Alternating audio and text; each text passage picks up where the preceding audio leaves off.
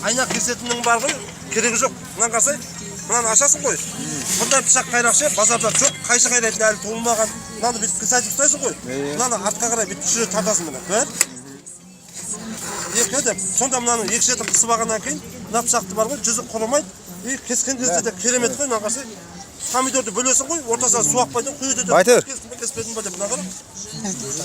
Пиздес қой мынау, рекламаңыз ғой. Бұны бар ғой, баяғыда ауылда сатып жатырмын да, бір күні Түркістанда ше, мал базарда тұрып алшы, бүйтіп айна кесем, амайды, кафел кесем, амайды, бүйтіп мына кесіп жатырмын ғой.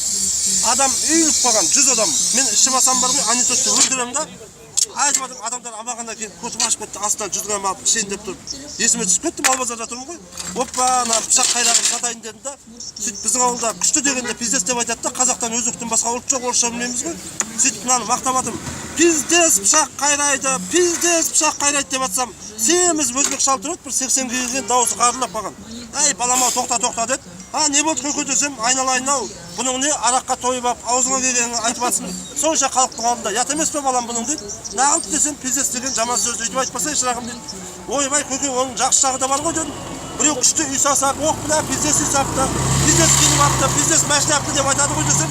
Өйтіп айтпа дегеннен кейін жаңа шалға мақұл көке деп, бүйтіп айнаны кеспейін ба? Сөйтіп кесіп болып сындырып қалсам айтпа деп жатқан шал. О, ана сен пиздес кесе деген деп қойды.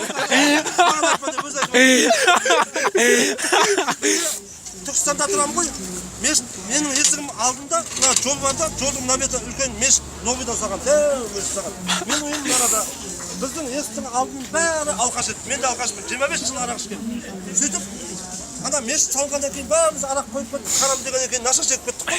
Сөйтіп, бір күні есіктің алдында нарды ойнап отырамыз, бәріміз. Бір соседтерім. Сөйтіп, нарды ойнап отырсақ, наспай атып алып, шегіп. Жұма күні машиналар көп келеді ғой жұма намазға. Бір мотоцикл келді, бәрі кетіп қалды да, от алмай жатыр мотоцикл. Жаңа сынықтан басқан бәрі жұғады дейді ғой, жаман сөз жұқты ана жалға. Сол жаңа бір жігіт мотоциклін теуіп от алдырамай, мәш шешең деп жатыр.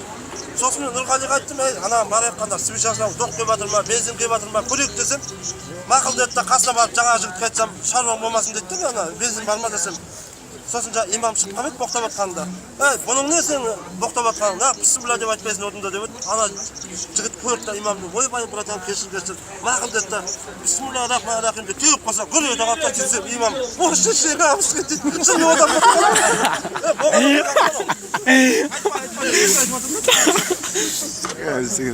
мына стеклоны мынандай бар ғой, ешқандай аппарат бүйтіп бөле алмайды екен.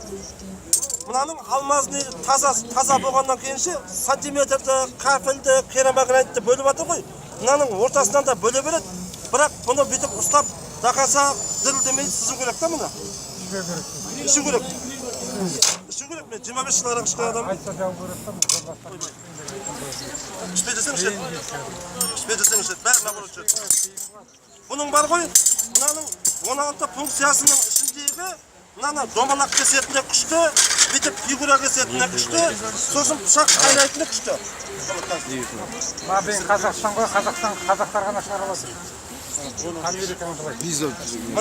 Мынаны бүйтіп ашасыз ғой, мына 16 функцияның ішіндегі 4 ерекшелігімен пышақ қайрауымен бірінші орнаған. Бүйтіп ашасыз дағыны, мынандай пышақты 4